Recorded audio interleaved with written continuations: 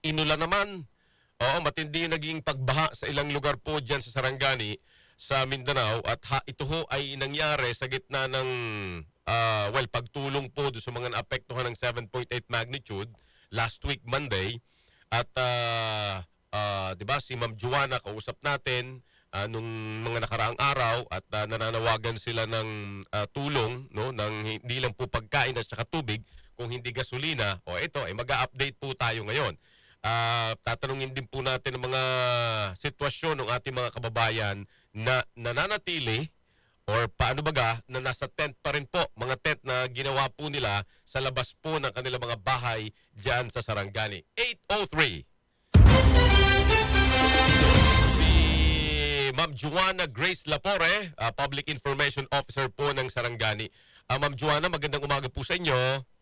Magandang umaga, Sir Ricky, mula sa Sarangani na nasa state of calamity. Opo. Kami po ay nagpapasalamat sa pagkakataon na maihatid sa ating mga kababayan kung ano po ang sitwasyon ngayon ng Sarangani. Yan.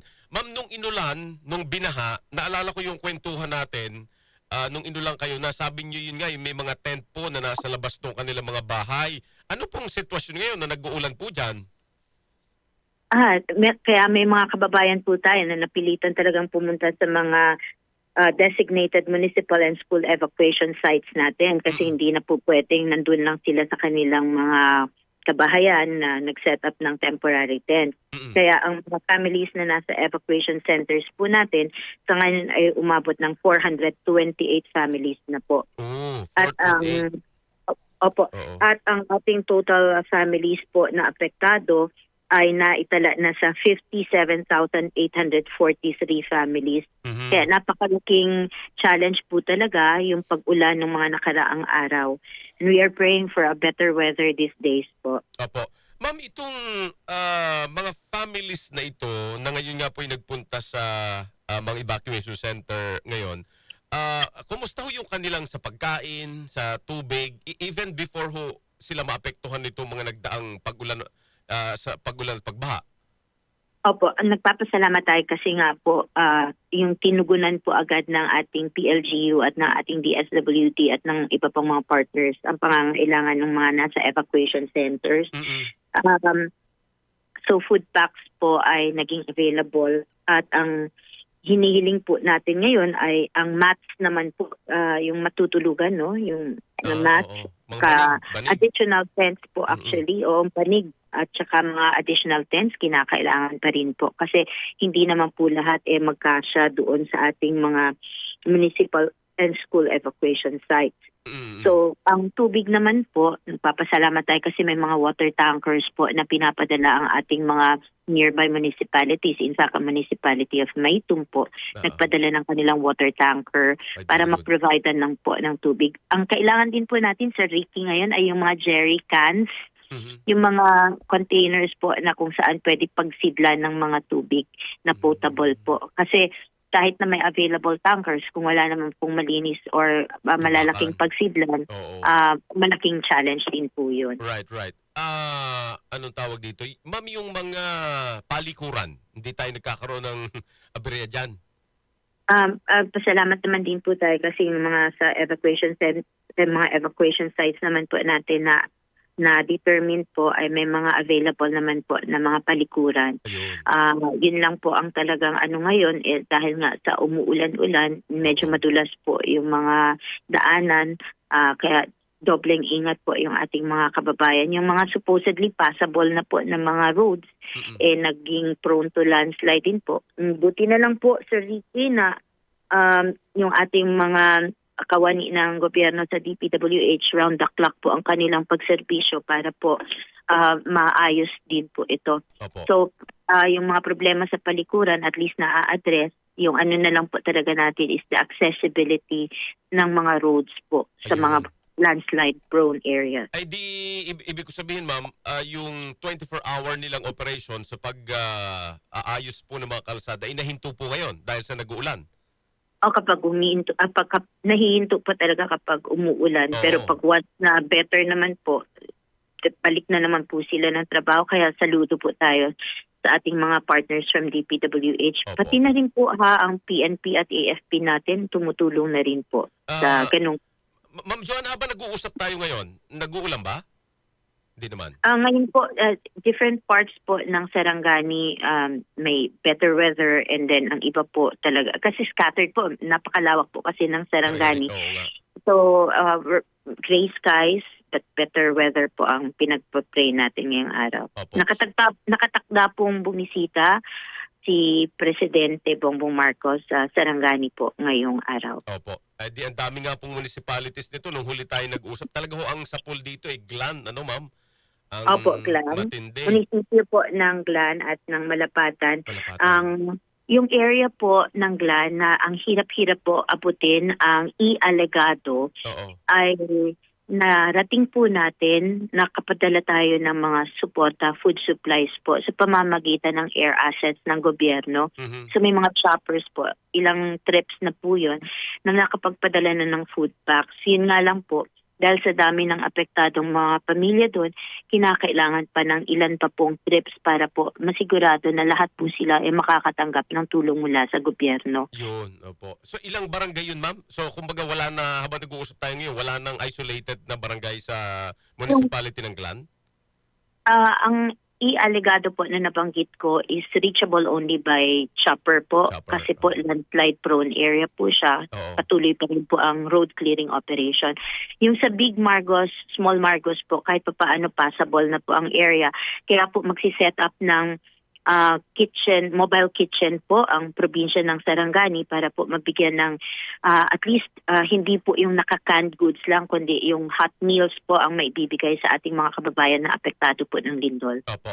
Ma'am Joanne, yung Glan at yung isa pang municipality na merong ospital, Malapatan. yung Alabel. yung Sarangani Provincial Hospital. Kumusta po yung, kasi nung huli tayo nag-usap, di ba, may kailangan nyo ng gasolina, diesel. Kumusta po sitwasyon ngayon? Ang sa Alabel po naman is okay tayo sa kuryente doon. Pero yung sa Glan po, slowly nare-restore na po ang kuryente po. Pero dahil nga may mga areas pa na wala, apektado pa rin po. May nagpadala po si Congressman Steve Chong Bensolon, nagpadala po ng 1,000 liters of fuel para matulungan doon sa hospital at pati na rin yung sa rescue operations. At gusto ko lang din pong banggitin, Sir Ricky, if I may, Sige, ma'am. na nag-deploy po ang Department of Health ng PEMAT, yung Philippine Emergency Medical Assistance Team po, Oo. sa pamamagitan ng Cotabato Regional and Medical Center. Nag-deploy po sila ng medical team sa Glan.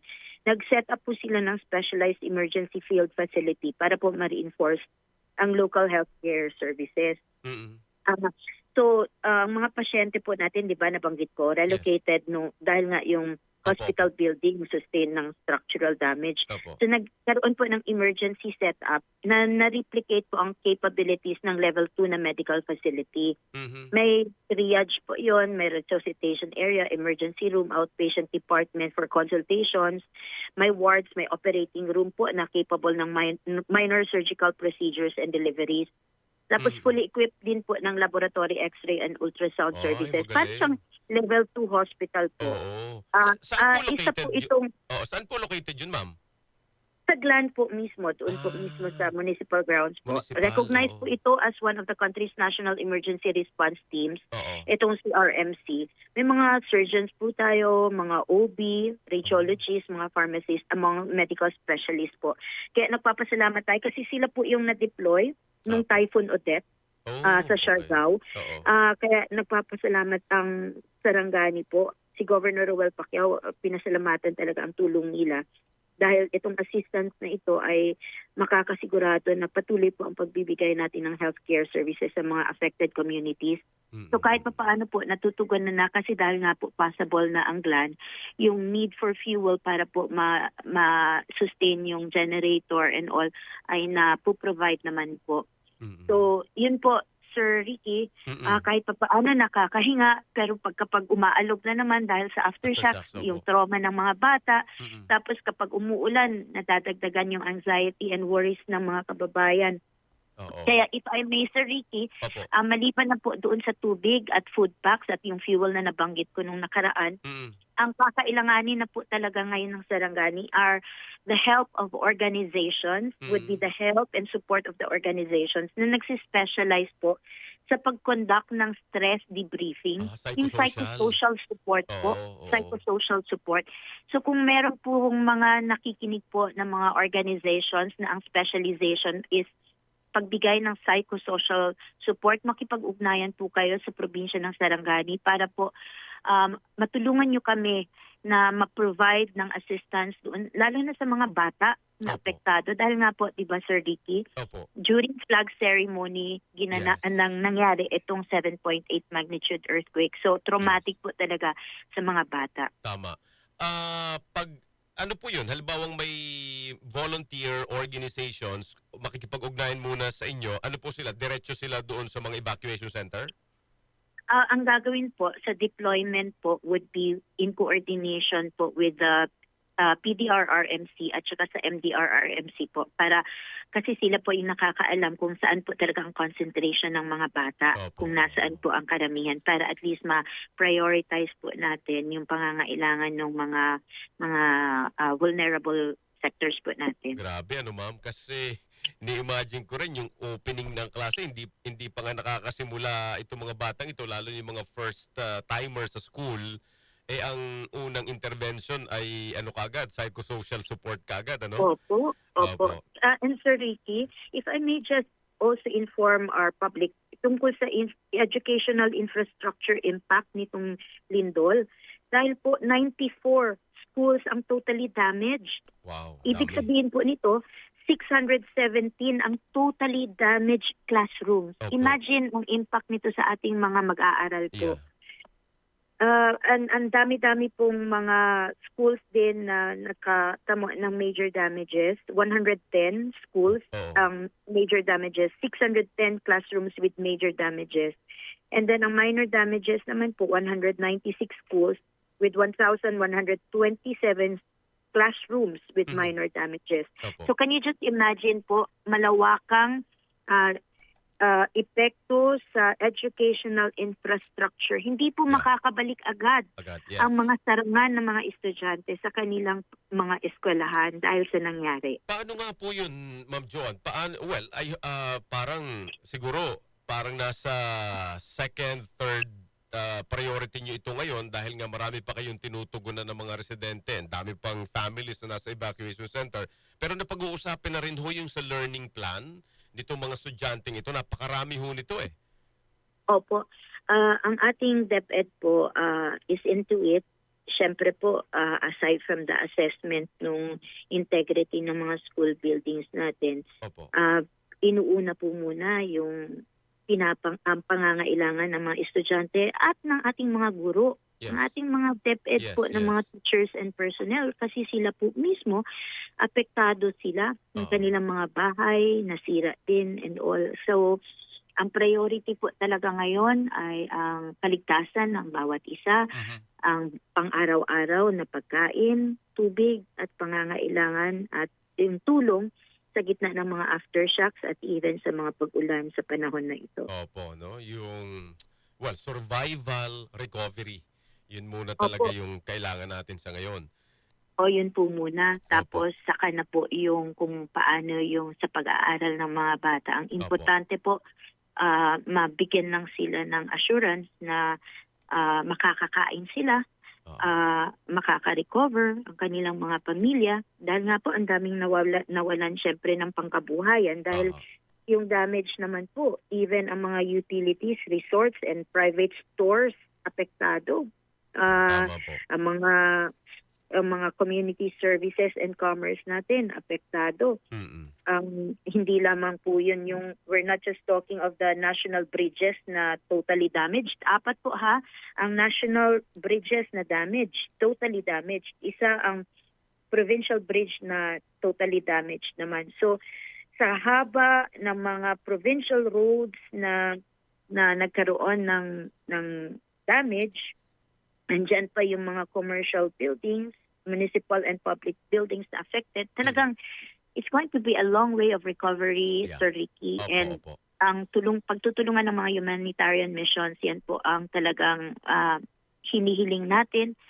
At makipag-ugnayan lang sa Opo. probinsya ng Sarangani. Kasi nung inactivate po ang ating incident command system and our responsible official, si Governor Ruel Pacquiao, talagang na-mobilize naman po ang lahat ng mga departments para po matutukan ang operational, even ang logistical requirements ng lahat ng ito. Pero hindi po talaga namin kaya on our own. Yeah. Ma'am, nabalita rin itong pag-angat ng seabed dito sa barangay Pangyan, Saglan. Opo. Oo. Opo. Basically, ano to di ba? Yung lugar, marami din mga residente sa paligid. May plano na ho kayo dyan? Kung ito, ano ba ito? Na-assess na po ba ito at pinag-uusapan nyo na? Opo, kasama rin po natin sa issue ng pag-uplift po ng lupa na ito Oo. is the DNR PAMB. Kasama po natin, katuwang po natin sila kasi po ang Sarangani Bay is considered to be a protected area po. At Opo. ang mga fisher folk natin, identified naman po sila din. There are 56 coastal barangays in Sarangani at marami po tayong mga kababayan na apektado doon sa Glan dahil nga po dito. Imagine ilang kilometro po Yeah. ang apektado nito, ano? So, yung pangkabuhayan nila, tapos ang coastal communities na nandito ay identified at tinutugunan din po ang pangangailangan nila. Opo. Para nang sa gayon, yung pangkabuhayan nila ay kahit pa paano makarecover din po sila. At saka ma'am, sa daming yon parang it's quite impossible no na ilipat sila lalo na kung agad-agad. Siguradong hindi nyo pa napag-uusapan yan no? Kasi may danger yan sigurado sa assessment ano ho. Opo, ang nangyari, tumaas siya Opo, At opo. ang dagat ang layo na. Dati the shoreline malapit dun sa communities. That also means na yung pangkabuhayan ng mga kababayan natin na mangingisda, apektado. Tama. Kasi ang layo na po ng kanilang kailangan baybayin para makapangisda.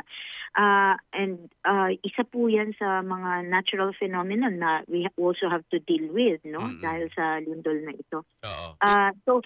So can you just imagine, Sir Ricky, with all the damages sa infrastructure plus the psychosocial impact nito sa mga kababayan natin, mga bata, matanda, mga PWDs and all, plus all the rehabilitation efforts that would have to be conducted.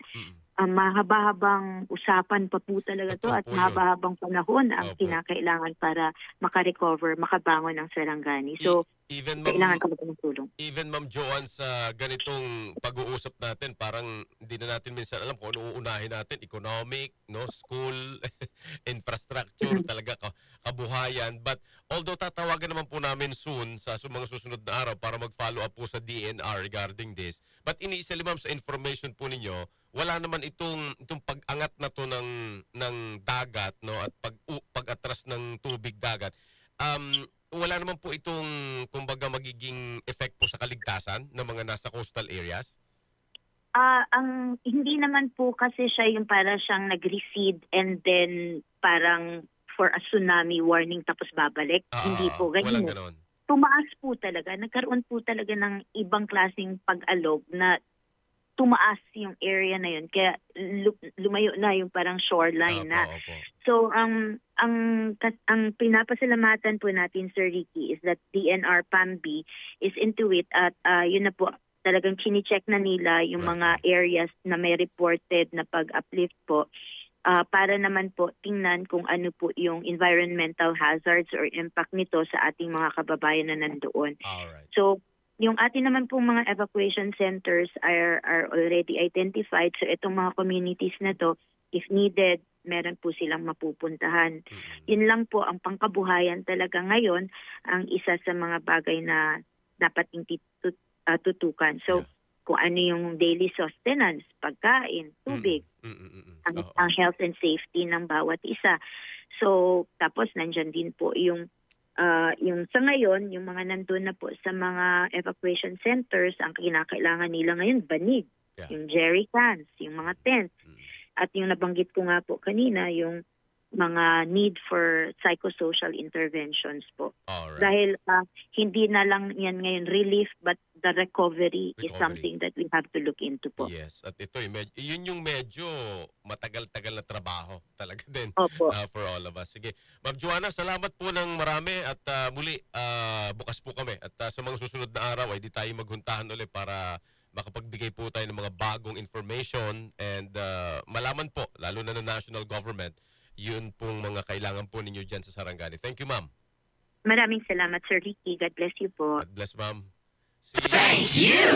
Miss Joanna Grace Lapore, siya po ay Public Information Officer ng probinsya ng Sarangani.